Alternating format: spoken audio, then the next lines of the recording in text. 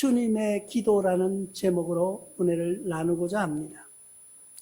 오늘 예루살렘에 입성한 예수님께서 제자들을 모아놓고 이제 마지막 이야기를 하시는 거예요. 내가 이제 마지막 길을 가신다고 오늘 밤에, 오늘 이 저녁에 너희가 나를 팔 거다. 누군가가 나를 팔 거라는 것을 이야기합니다. 그리고 흩어질 것을, 제자들이 그 후에 모두 다 흩어질 것을 예고해 주시는 거예요. 그 제자들이 이게 뭔 말인지 이해가 되지 않는 거예요. 아니, 갑자기 우리 선생님이 떠나신다고 말씀하신 다음에 또 너희들이 다 흩어질 것을 이야기하고 있습니다. 마태복음 26장 31절 말씀에 보면은 이렇게 말씀합니다. 그때 예수께서 제자들에게 이르시되 오늘 밤 너희가 다 나를 버리리라 기록된 바 내가 목자를 치리니 양의 떼가 흩어지리라 하였느니라. 아니, 지금 예수님이 이 땅에 들어오셔가지고 예루살렘에 입성하시면서 왕이 될 거예요. 그것을 기대하고 있던 제자들에게 너희가 나를 버린다고 말씀하시는 거예요. 그러니까 이 제자들이 지금 반신반의하는 거예요. 아니, 우리가 왜 예수님을 버리냐고요? 우리가 왜 예수님을 버리고 흩어지냐는 거예요. 지금 우리 인간은 한치 앞에 일어날 일을 생각지 못하고 있는 거예요. 그러나 예수님께서는, 멀리 보시는 예수님께서는 그 제자들의 일거수일투족을 다 보고 있다는 거예요. 우리가 항상 이야기합니다. 기도하다 보면은, 기도하는 사람 앞에서는 그 사람을 거짓말할 수 없다고 이야기하는 것을 듣습니다. 지금 그 예수님의 모습을 보면 바로 그런 거예요. 예수님은 지금 다 보고 계시는데 제자들은 아니에요. 예수님 지금 왕이 되시면 내가 무슨 자리 할까? 내가 무슨 장관을 앉을까? 막 이렇게 지금 우리나라에 이루어지는 모습하고 비슷할 것 같아요. 뭐 내가 그 자리에 가보지 않았고 그들과 만나보지 못해서 모르지만은 아마 지금 대통령으로 당선되신 분이 그 주위에 있는 분들은 각자 내가 어느 자리에 또 어느 권력을 쥐고 저분을 내가 저렇게 대통령으로 세웠으니까 나를 어디 한 자리 주실 거야 하고 이런 생각을 하고 있는 사람도 있을 거라는 얘기예요. 이건 지금 제자들이 그런 모습에 있다고 보면은 이해하기 쉬울 거예요. 그런데 예수님은 야, 너희는 오늘 나를 다 버리고 흩어져서 도망간다고 이야기하고 계신 거예요. 그 제자들이 그럴 리 없다는 거예요. 그럴 리가 없다. 그런데 거기에 용감한 제자가 한 사람 나와서 소리칩니다. 예수님, 절대 그런 일은 없습니다. 천지가 없어져도 나는 예수님을 버리지 않겠습니다. 그러면서 세상이 다 예수님 버린다고 할지라도, 세상이 다 예수님 떠난다 할지라도 나는 떠나지 않겠습니다 하고 외치는 사람이 있습니다. 누구예요? 베드로라는 사람. 베드로라는 제자가 나와서 소리칩니다. 나는 결코 버리지 않겠다는 거예요. 그런데 예수님만 그랬어요? 아니에요. 제자들이 합창해서 이야기합니다.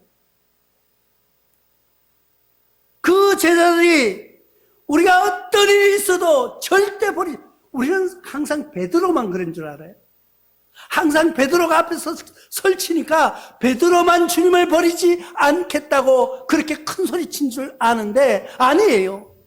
그에 있던 제자들 모두가 주님을 버리지 않겠다고 약속했어요. 누구도? 가룟 유다도 했다는 거예요. 오늘 말씀 읽지 않는 데서 봅니다. 오늘 26장 35절 말씀을 제가 봉독해 드리겠습니다. 베드로가 이르되 내가 주와 함께 죽을지언정 주를 부인하지 않겠나이다 하고 모든 제자들도 그와 같이 말하니라. 베드로만 얘기한 게 아니고 그 제자들 모두가 주님 흩어진다고 하니까 제자들이 아니라고 나는 주님 버리지 않는다고 베드로가 나서서 말할 때 예수님은 베드로에게 그렇게 말합니다. 거짓말하지 마. 너는 오늘 닭이 울기 전에 나를 모른다고 3번이나 부인하리라고 이야기합니다. 그렇게 말씀하시는 예수님 앞에 다시 한번 아주 쐐기를 받는 거예요. 아니 절대 모두가 그럴지언정 나는 절대 그렇지 않겠다고, 결코 그렇지 않겠다고 다짐을 합니다. 그럴 때 다른 제자들도 다 합세해서 절대 그런 일이 없다고 합청하면서 아닙니다 아닙니다 하고 외치는 거예요. 바로 이 제자들이, 우리는 항상 베드로만 3번 부인했다 그러고 베드로만 주님 버리지 않겠다고 말한 줄 알고 있는데 이 제자들 자체가, 제자 모두가 버리지 않겠다고 약속한 거예요. 그래서 그 말을 들은 예수님께서는 이제 주의 은밀한 기도를 하십니다. 그래, 내가 너 마음은 알았는데 너희 마음만 그렇지. 이게 뭐예요? 마음은 원이로되 육신이 약하다는 말이 여기에서 나오는 거예요. 마음은 주님 절대 버리지 않겠습니다 해놓고 막상 결행하려고 하면은 죽음이 두려운 거예요. 그러니까 결행 못하는 거예요. 우리 신앙도 마찬가지예요. 우리가 복음의 메시지를 들을 때, 성경을 보면서 읽으면서 들을 때는 그래 나도 예수님 제자처럼 해야지, 나도 나가서 복음 전하고 전도하고 뭐 해야지 해놓고 딱 나가면 아유 하고 마음이 바뀌는 거예요. 그게 마음은 원이로되 육신이 약해진다는 뜻이에요. 우리는 마음은 원이로되 육신이 약하다는 말을 잘 이해해야 되는 거예요. 자기 편리한 대로 성경을 보면은 자기 편리한 대로 갖다 붙이는데 아니에요. 하나님은 우리에게, 하나님 입장에서 우리에게 말씀하시는 것을 들어내는 귀가 열리시기를 주님의 이름으로 부탁을 드립니다.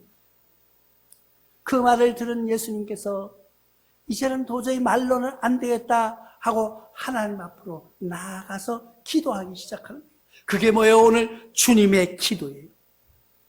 주님이 나아가시는데 누구를 데리고 나갑니까? 오늘 37절 말씀해 보면은 베드로와 세베대의 2 아들을 데리고 가실새 고민하고 슬퍼하세요. 이 2 제자를 데리고 갑니다. 하는데 주님은 고민하고 슬픈 거예요. 제자들은 지금 예수님을 따라가긴 따라가면서도 무슨 생각, 혼돈하는 거예요. 예수님이 우리를 버린다고, 예수님이 버리는 게 아니라 우리가 예수님을 부인한다고, 버린다고, 흩어진다고 말씀하신 것이 무슨 말씀일까? 그러면서 이 제자들이 고민하는 거예요. 고민하는 것을 본 그 모습, 예수님은 그들을 향하여서 뭐라고 말씀하셨습니까? 여기 앉아 기다리라. 우리는 주님의 음성이 여기 앉아 기다리라는 그런 음성을 듣는 것이 아니라 나와 함께 가자, 일어나라 하는 그런 말씀, 그런 음성을 들리는 여러분들이 되시기를 바랍니다. 제자들은 그래서 거기서 주저앉아 있는 거예요. 뭐 하고 있어요? 예수님은 지금 멀리 떨어져 앉아서 기도하기 시작합니다. 우리는 주님이 지금 잠깐 기다리라고 할 때 기다리는 것을 기다리는 것이 아니라 주님이 기도하는 그 모습, 왜 저 모습으로 기도하실까? 주님이 하신 말씀이 뭐예요? 궁금하니까 하나님 지혜를 주시고 알려주셔야 하고 기도하는 거예요. 같이 기도해야 되는데 이들은 뭐 하고 있었어요? 졸고 있었다는 거예요. 졸고 있어요. 예수님은 지금 가서 주의 은밀한 기도가 뭐예요? 주님의 기도가 오늘 하는 기도가 뭡니까? 하나님, 이 잔이 나를 피해갈 수만 있다면 피해가게 해달라고 기도하는 거예요. 기도하다가 제자들이 뭐 하고 있나? 기도를 마치시고 내려와서 보십니다. 보시는데 이 제자들이 그 잠시 동안 졸고. 아니 여기서 잠깐 기다리라고 기도하러 가셨는데 졸고 있는 모습을 본 거예요. 예수님이 답답한 거예요. 그래, 너희들 1시간 또, 그러면은 1시간이라고 말씀하시는 예수님의 모습을 보면 1시간 동안 기도하셨다는 건데 너희가 1시간 또 참지 못하고 졸고 있느냐고 물으십니다. 그리고는 다시 또 기도하러 가십니다. 또 기도하러 가시는데 여기에서 뭐라고요? 또 기도하시는데 다시 똑같은 기도합니다. 하나님, 나 십자가에 못 박히는 거 육신의 고통 압니다. 그리고 많은 사람들에게 보여지는 나의 모습, 나 정말 자존심 상해요. 뭐 그렇게 기도했는지도 몰라요. 이 자리, 이 일이 꼭 나를 통하여서만 됩니까? 나 아니면 안 됩니까? 그런데 꼭 그런 방법 말고도 피해 갈 수 있는 길이 있으면은 그 길을 피해가게 해달라고 기도하는 거예요. 그렇게 매달립니다. 근데 예수님은 기도를 아주 항상 기도하시는 모습. 그러니까 제자들은 예수님을 바라볼 때 어떤 모습으로 봤냐고 하면은 지금 이 기도하는 기도는 예수님이 항상 하시는 그 기도인 줄 알고 있는 거예요. 예수님은 지금 마지막 이 세상에서 십자가에 못 박히시고 죽으실 것을 예배하고 기도하고 있는데 제자들은 어떤 생각했느냐? 예수님은 항상 기도하시는 분이니까 기도하시겠지. 그냥 하는 기도니까. 예수님은 어떤 기도를 했나고 보니까 마가복음 1장 35절을 통하여서 새벽 아직도 밝기 전에 예수께서 일어나 나아가 한적한 곳으로 가서 거기서 기도하시더니 새벽에 기도했다는 거예요. 어둠이 거치기 전에 기도하셨다는 거예요. 또 마가복음 6장 46절로 47절에 보면은 이렇게 말씀하고 있습니다. 무리를 작별하신 후에 기도하러 산으로 가시니라. 저물매 배는 바다 가운데 있고 예수께서는 홀로 무태에 계시다가 사람들과 흩어지면은 낮에도 기도하는 모습을 보이십니다. 또 누가복음 5장 15절 16절에 보면은 예수의 소문이 더욱 퍼짐에 수많은 무리가 말씀을 듣고 자기 병을 고침을 받고자 하여 모여오되 예수는 물러가서 한적한 곳에서 기도하십니다. 사람들이 몰려와서 주님 우리를 고쳐주소서, 나의 병을 낫게 해주소서 하실 때도 바로 기적을 행하시는 것이 아니라 한적한 곳에 가서 기도하시는, 기도가 습관화되어 있는 거예요. 또 누가복음 6장 12절에는 이때 예수께서 하시러 산에 가서 밤이 새도록 하나님께 기도하시고, 이 말은 뭐예요? 철야기 때문에 밤새도록 기도하셨다는 거예요. 그러니까 예수님께서 기도하는 모습을 본 제자들은 지금 예수님이 하시는 기도가 뭔지를 모르고 있는 거예요. 그러니까 지금 예수님은 지금 가서 십자가에 못 박히실 그 순간을 기억하면서 기도하고 계시는데 제자들은 여기 앉아 있으라고 그러니까 세베대의 두 아들을 데리고 갔는데도 거기 앉아 졸고 있는 거예요. 1시간도 기다릴 수가 없느냐. 두 번째 다시 내려와서 봅니다. 다시 내려와서 보니까 또 졸고 있는 거예요. 그게 예수님은 얼마나 답답해요. 나는 아마 이 예수님의 심정을 조금 이해할 것 같아요. 조금. 교회에서 무슨 일을 하자고 하면은 그 일을 행하여서 같이 목표로 나가야 되는데, 목사님 혼자 하세요. 뭔 말인지 이해도 못하는 거예요. 들으려고 하지도 않는 거예요. 뭔 일인지 알지도 못하는 거예요. 그러니까 혼자 애쓰는 예수님의 심정이 이해가 되는 거예요. 예수님은 그런 모습으로 우리에게 보여주신 거예요. 그 제자들은 졸고 있는 거예요. 다시 세 번째 기도하러 올라가십니다. 그러니까 예수님도 보니까 이 답답하신 거예요. 제자들의 모습을 보니까 저 무리들 그냥 놔두고 가면은 그냥 지멋대로 흩어지고 지멋대로 흩어져서 저 죽을 것 뻔한데 불안하신 거예요. 그 기도하시고 내려오면은 또 졸고 있고, 기도하고 내려와서 보시니까 또 졸고 있고, 참 세상 말로 환장할 지경일 거예요. 그런데도 예수님은 그들을 책망하지 않으십니다. 책망하지 않으시고 그들을 향하여서 이렇게 말씀하십니다. 깨어 있으라. 깨어 있으라. 마태복음 26장 41절의 말씀을 봅니다. 시험에 들지 않게 깨어 기도하라. 마음에는 원이로되 육신이 약하도다 하시고. 마음은 해야지. 알고는 있어요. 근데 안 한다는 거예요. 기도하는 것 알고 있어요. 기도해야 되는 것 알고 있어요. 예배에 참석해야 되는 거 알고 있어요. 말씀을 읽어야 되는 거 알고 있어요. 그러나 졸고 있는 거예요. 졸고 있는 거예요. 육신이 연약하다는 것이 여기에서 우리는 기억해야 될 것입니다. 또 사도행전 20장 31절을 통해서 그러므로 여러분들이 일깨어 내가 3년이나 밤낮 쉬지 않고 눈물로 각 사람을 훈계하던 것을 기억하라. 사도들도 3년 동안 눈물로 밤낮 쉬지 않고 각 사람을 훈계하던 그 예수님을 기억하라는 거예요.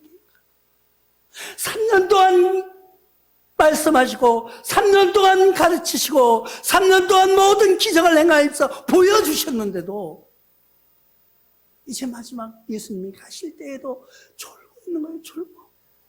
그러니까 예수님이 얼마나 답답하시냐고요. 깨어 일어나야 됩니다. 신앙에 잠자고 주저앉아 있는 영혼이 있습니까? 아니면은 실망해서 나태해서 게을러서 주저앉아 있는 영혼이 있습니까? 일어나야 됩니다. 왜?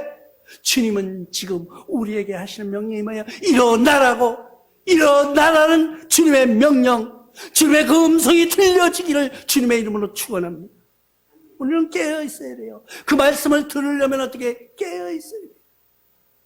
이제 예수님이 세 번째 기도하시고 내려오셨습니다. 그리고는 제자들에게 오셔서 뭐라고 말씀하십니까? 오늘 말씀해 보면은 45절 말씀에 이에 제자들에게 오사 이르시되 이제는 자고 쉬라. 보라 때가 가까이 왔으니 인자가 죄인의 손에 팔리리라. 세 번씩이나 예수님이 혼자 올라가서 기도하셨던 그 모습. 그런데 그 양떼들은 그냥 쳐다만 보고 있는 거예요. 예수님 혼자 가서 뭐 기도하시든 말든 관심도 없는 거예요.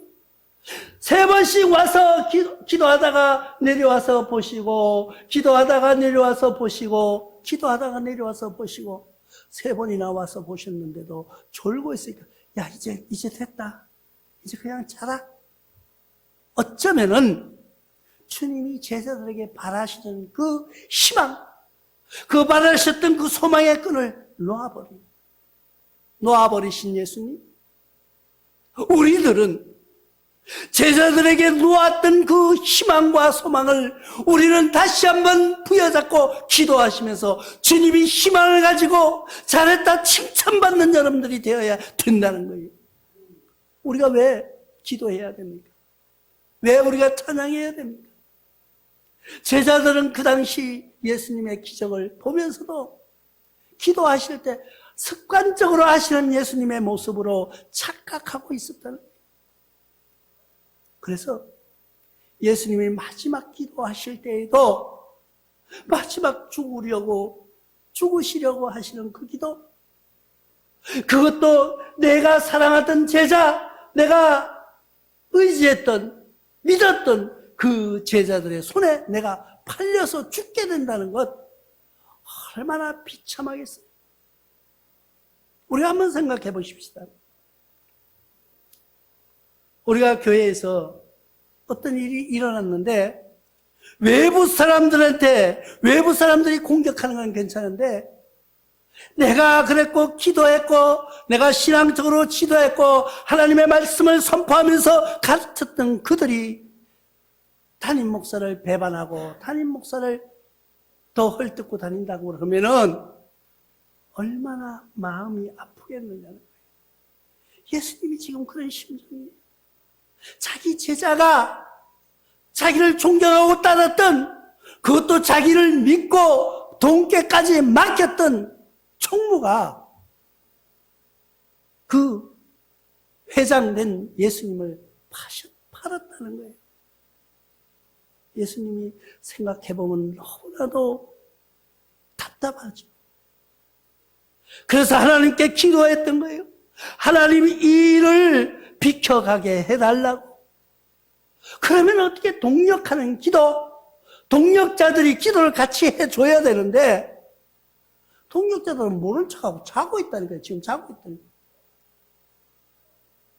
그러니까 예수님이 답답하신 거예요. 예수님이 어쩌면 서운하신지 몰라요. 근데 우리는 예수님 서운하게 하면 안 되는 거예요. 우리는 예수님의 그 고난과 고통 속에서 우리의 죄를 대신해서 돌아가셨기 때문에 우리는 그 죄에 대해서 감사하면서도 예수님의 그 사랑을 고맙게 생각하고 기억하고 예수님을 믿고 의지하는. 여러분, 우리가 세상에 살면서도 남한테 신세를 지면은요, 그 사람이 항상 고마워요. 내가 진짜 어렵고 힘들 때 나를 도와준 그분, 나는 지금 내가 어떻게 당장 갚을 수는 없지만은 그분을 생각할 때마다 감사한 분, 감사하다고 생각하지 않습니까? 그런데 우리는 세상에 빚진 것보다도 예수님 우리의 영생의 빚을 허락해 주셨는데도 우리는 예수님께 감사하지 못하고 있다는 것은 뭐예요? 우리는 버려진 백성으로밖에 되지 않는 거예요. 예수님은 이 제자들을 선택해서 같이 나오게 하셨고, 여기서 잠깐만 기다리라는 건 뭐예요? 기도하라는 거예요. 기다리라는 말은 뭐예요? 나와 함께 기도하자. 내가 지금 하나님 앞에 가서 기도하는 그 기도, 너희들이 무슨 뜻인지 몰라도 함께 기도하자고 외치는 거예요. 주님의 그 기도가 지금 여러분들 가슴 속에 울려 퍼지시기를 주님의 이름으로 축원합니다.